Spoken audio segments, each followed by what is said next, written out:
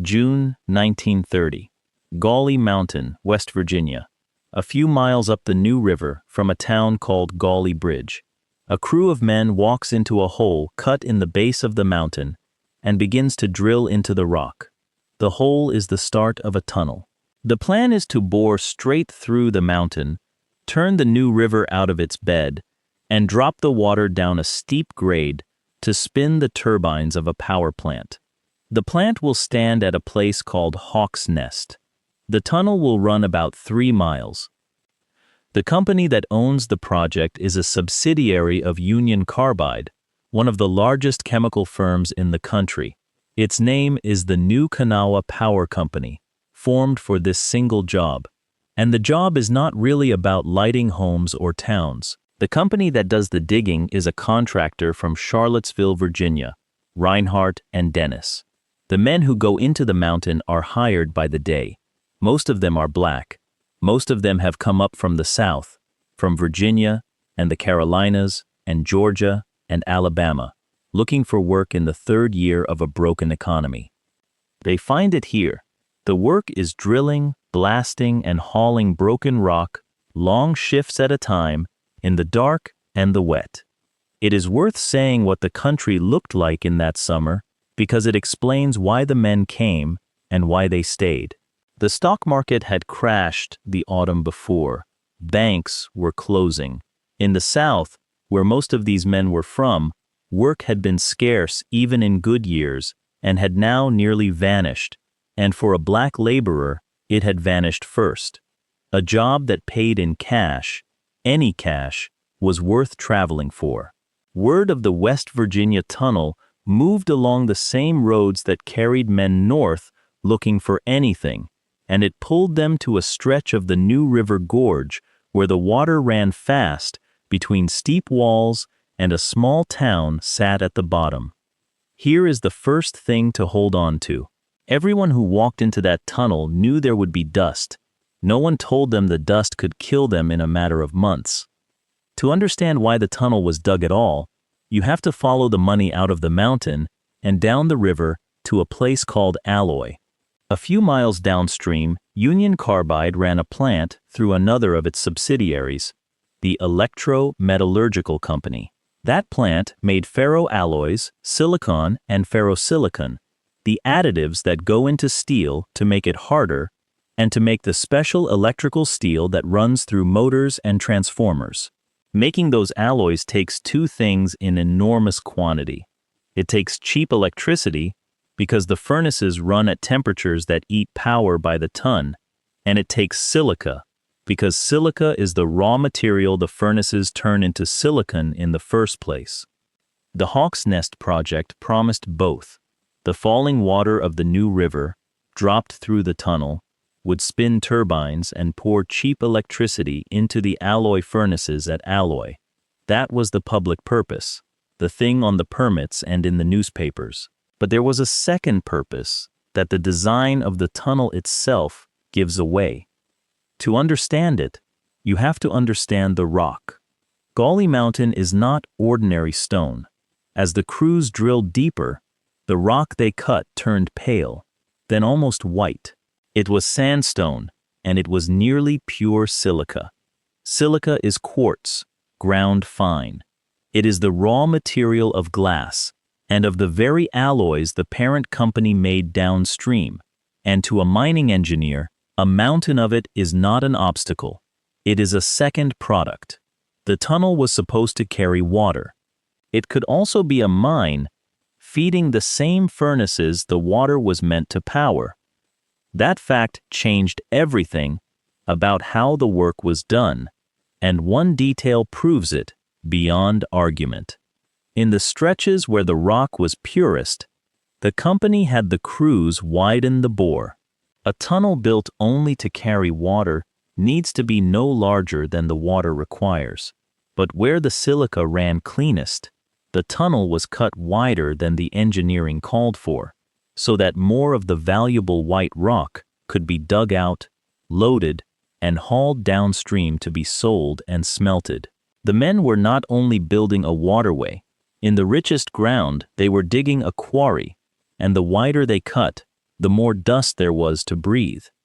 There is a right way to drill hard rock, and by 1930, it was well known. You drill wet. Water runs down the drill steel and out of the bore, and it catches the dust at the point where it is made. Before it can rise into the air, a man breathes. Wet drilling was standard in mines across the country. It was written into safety guidance. It was not a secret, and it was not new. In the Hawk's Nest Tunnel, for long stretches, the crews drilled dry. The reasons given afterward were about speed and cost. Dry drilling was faster. Water slowed the work and fouled the rock. And if the silica was going to be saved and sold, keeping it dry made it easier to handle. Whatever the exact mix of reasons, the result inside the tunnel was the same. Every drill and every blast threw up a cloud of fine white powder that hung in the enclosed air and did not settle. Witnesses later said the dust was so thick that the men working a few feet apart could not see one another. Some said the headlamps and the lights on the mucking machines showed only as a glow in the fog. Some said the mules brought in to haul the cars died and were left where they fell, and were sometimes buried in the walls of the tunnel to get them out of the way. The men had no masks. A few respirators existed on the site, kept mostly for the engineers and inspectors who came in from outside for short visits. Witnesses later said those visitors put the masks on before they entered the heavy dust and took them off when they left. The laborers who spent 10 hours a day at the face had nothing over their mouths but the air. That air is the whole story. So it is worth stopping on what silica does to a lung, because it explains why this disaster looked different from every mine tragedy before it. A lung is built to clean itself. When you breathe in ordinary dust, cells in the lung swallow the particles and carry them away, and the tissue heals. Silica breaks that system. The particles of quartz are small and hard and sharp at the edges. When a lung cell takes one in, the particle kills the cell from the inside, and the dead cell releases the silica again, and another cell takes it in and dies. The body's response is scar. The soft, elastic tissue that lets a lung expand is slowly replaced by hard fibrous knots that cannot stretch and cannot pass oxygen. The disease is called silicosis. It is not an infection. There is no cure. Once the scarring is set, it does not reverse. Silicosis was already known in 1930. It was an old disease of miners and stonecutters, going back centuries wherever men cut stone for a living. It was understood to take 15 or 20 or 30 years to build, a slow closing of the lungs across a working life. A stonecutter might carry it into old age. A miner might retire before it caught up with him. That is not what happened at Hawk's Nest. The dust in that tunnel was so thick and so fine and so nearly pure that the men breathing it did not sicken over decades. They sickened over months.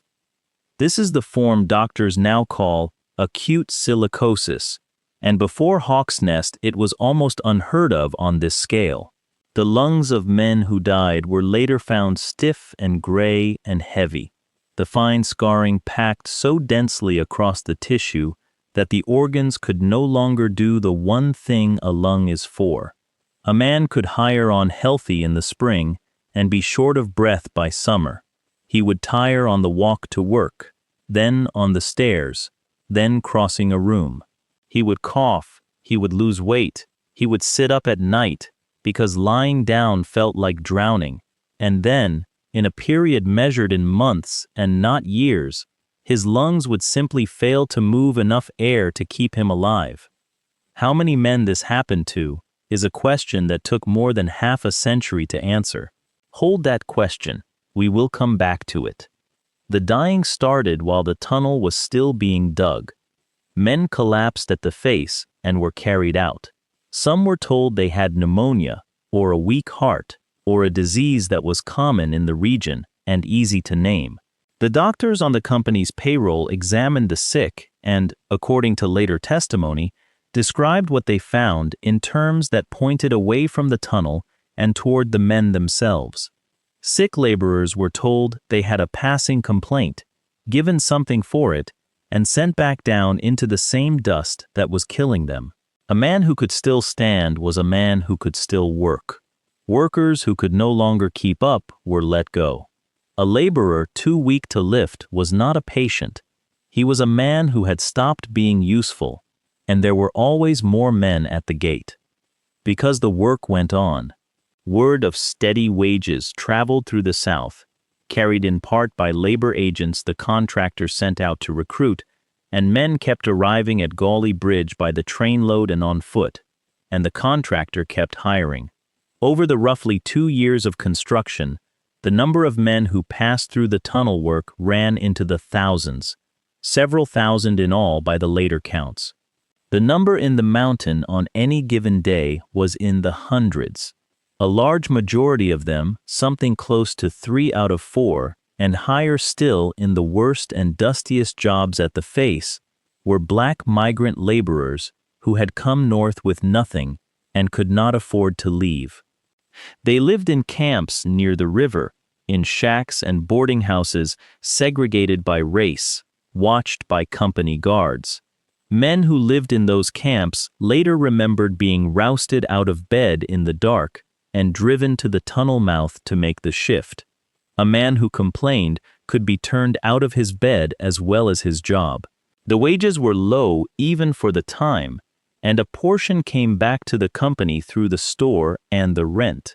This was ordinary for a construction camp in that place in those years. It is worth saying plainly anyway, because it explains why men who were coughing blood kept going back into the tunnel. They had traveled hundreds of miles for this work. There was nothing behind them to go back to. Now the second thing to hold on to, and it is the hardest. When the men died, they had to be buried. Some had families nearby who claimed them. Many did not. Many were migrants whose people were a state or two away and had no way of knowing anything had gone wrong. The bodies of the unclaimed became a problem the contractor handed off to a local undertaker who was paid a flat fee, a matter of a few tens of dollars, for each burial. The bodies were taken to a field near the town of Somersville, on farmland owned by the undertaker's family, and buried there in rows, without markers, without stones, without names, recorded in any place a grieving family could ever find. The field went back to being a cornfield over the graves. For decades, no one knew how many men lay in that ground. There were no headstones to count. Families who wrote letters asking after a husband or a son who had gone to West Virginia for work sometimes received no answer at all, because there was no longer anyone by that name on the payroll, and no record that connected the man to the earth he was buried in. The paying of a small fee to a country undertaker had turned a mass death into a private errand, cheap, quiet, and nearly impossible to trace. That is where the injustice of Hawk's Nest lives, not in a single dramatic moment, but in the absence of records, in graves with no names, in numbers that were never written down because the people who died were treated as though they would not be missed. The dust settled, in a sense, when the tunnel was finished. The water was turned into the bore. The plant at Hawk's Nest began making electricity, and the power went to the parent company's alloy works downstream. The silica had already gone the same way. The camps emptied. The surviving workers scattered, many of them already sick, carrying lungs that would keep closing, whether they were near the tunnel or not. The project was, on paper, a success. It came in ahead of schedule. The company had its power and its silica. And then, for a while, the country heard almost nothing about the men. This is the third thing to hold on to. A disaster of this size did not become national news the way a mine explosion or a flood would have. There was no single blast, no photograph of a collapse, no headline that fixed a date and a number in the public mind. The men died one at a time, in boarding houses and back home in other states, of a disease with a technical name that most people had never heard. Death certificates, where they existed at all, often listed other causes. A death spread across 2 years and a dozen states does not announce itself. It has to be assembled, later, by someone willing to do the counting. A few people did try to make the country look. Reporters came to the gorge in the years after the digging and wrote about the sick men still living in the camps, and for a time, Gauley Bridge was written up as the town of the living dead, a place where you could pass men on the road who were slowly suffocating in the open air. A poet named Muriel Rukeyser traveled to West Virginia in the middle of the decade, sat with the survivors and the widows, and read the hearing testimony, and built a long documentary poem out of what she found, printed in 1938. She used the men's own words and the language of the record. She called the sequence the Book of the Dead. It is one of the few things made at the time that treated these men as people worth remembering by name. And still, for decades, the country looked away. The counting began with the lawsuits. Sick men and the families of dead men began to sue the contractor and the parent company.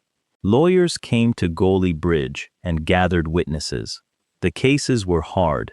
To win, a man had to prove that the tunnel had made him sick, and he had to do it while he was dying, against companies with far more money and far better lawyers than he could ever hire. Hundreds of suits were filed. In 1933, the bulk of them were settled together for a total of roughly $130,000, and about half of that money went not to the workers, but to the lawyers who represented them. There were later allegations that some of the plaintiffs' own attorneys had quietly taken money from the other side as well, a betrayal that would have left the sick men bargained away by the very people hired to fight for them. What reached the workers and the widows, after the lawyers were paid, was measured in a few $100s a man, and the amounts were sorted. A married white worker was worth one figure, a single one a lower figure, and a black worker less again in each case. The value the settlement placed on a life was set out in the paperwork, and it was low, and it was lower for some men than for others, purely by the color of their skin. The lawsuits, small and compromised as they were, did one important thing. They put the story on a record, and in 1936, that record reached Washington. A subcommittee of the House Committee on Labor held hearings on what had happened in the tunnel. Over several weeks early that year, under a congressman from Indiana named Glenn Griswold, witnesses came to testify. Doctors described the disease, lawyers described the settlements, and men who had worked in the tunnel and the families of men who had died in it told the subcommittee what they had seen. A mother testified about sons she had lost, young men who had gone into the mountain and boarded in her house, and sickened and died there one after another. Her account, entered into the record of the Congress of the United States, put a family's grief into the one place where it could not be thrown away. The companies did not deny that men had died. What they disputed was the number and the cause and the blame. Their position was that silicosis was a known hazard of rock work, that the men had understood the risk, and that the toll was far smaller than the workers' side claimed. The count itself became the argument. The workers' side put the dead in the hundreds. The company's side put it far lower. And because there was no clean list of the dead, no register of the field at Summersville, no complete payroll matched against death certificates across a dozen states, the disagreement could not be simply resolved. You cannot settle a body count when the bodies were buried without names. There is a detail in that hearing that says as much as the numbers do. To make sense of the settlements, someone had to explain how the payments had been sorted and the sorting had been done by race and by marital status, with a set figure for a married white man, a lower figure for a single one, and lower figures again for black workers in each case. The value of a life had been reduced to a small table, and the table had been written down. It was not hidden, it was administration. That is often how this kind of harm looks up close. Not a decision to kill anyone, but a series of ordinary choices, each one cheap, that added up to a field of graves. The hearing produced words of concern. It produced a written record that survives. It did not produce a criminal charge, and it did not produce much money for the men. The subcommittee did not even manage to have a final report of its own adopted by the full House. What it left behind was testimony, sitting in the archive, waiting. Out of that hearing came the one number the public did remember for a long time, a figure of a few hundred deaths that came to stand for the whole thing. But even that number was contested, and it was almost certainly too low, and for decades no one went back to do the arithmetic properly. Then, much later, someone did. In the 1980s, a physician named Martin Cherniak set out to answer the question the 1936 hearing had left open. How many men actually died? He went back to what records existed. He worked through payrolls and death certificates and the scattered paper of the lawsuits. He accounted for the men who did not die at the site, but carried the disease home to other states, and died there, months or years later, uncounted in any tally that stopped at the county line. He worked to identify the field at Summersville and the men buried in it. In 1986, he published what he found in a book, laying the case out in full for the first time. His conclusion was that the death toll was far higher than the figure the hearing had left in the public mind. He set it above 760 men, 760, and likely more, dead from the dust in a single tunnel, over a span of years, most of them black, most of them migrants, most of them buried without a marker, or forgotten, in a distant town where the cause of death was written down as something else. Sit with how that number was built, because it is the opposite of how a death toll usually works. Normally the count is known first, and the meaning is argued later. Here the meaning was clear from the start, and the count was the thing that had to be recovered, a body at a time, from records that were never meant to be read together. A man who died at the Face in 1931 and a man who carried the disease home to Alabama and died there in 1934 were the same disaster. Nothing but patient work, half a century on, connected them. The reason the true number was so hard to reach is the same reason the disaster was allowed to happen. The men were treated as interchangeable and disposable and easy to lose. That number is why Hawk's Nest is now called one of the worst industrial disasters in American history. Not one of the worst tunnel accidents, one of the worst industrial disasters of any kind that the country has ever had. And it is a number that had to be dug for decades after the fact, because the people who ran the tunnel never kept it, and the people who died in it were treated as though counting them did not matter. Some things did change in the years that followed. Silicosis, the slow old disease, and the fast new form both, became something the government could no longer ignore. The Federal Labor Department held a national conference on the dust hazard. States began to write silicosis into their workers' compensation laws so that a man whose lungs had been ruined by his work could claim against it the way he could for a broken arm. Wet drilling and dust control and respirators moved, slowly, from good advice to enforced rule. It is a bitter kind of legacy. The men of Hawk's Nest did not get justice in their own lifetimes. What they got, later, was a set of rules written partly because of how they died. The field at Summersville has a marker now For most of a century it did not. In the early 1970s, when a new highway was pushed through the area, the graves lay in its path, and the remains of the tunnel dead were dug up and moved a second time, nearly lost again in the process. In the years since, people in West Virginia worked to find the site, to count the burials, to put up a stone and hold a service for men whose names, in many cases, could no longer be recovered.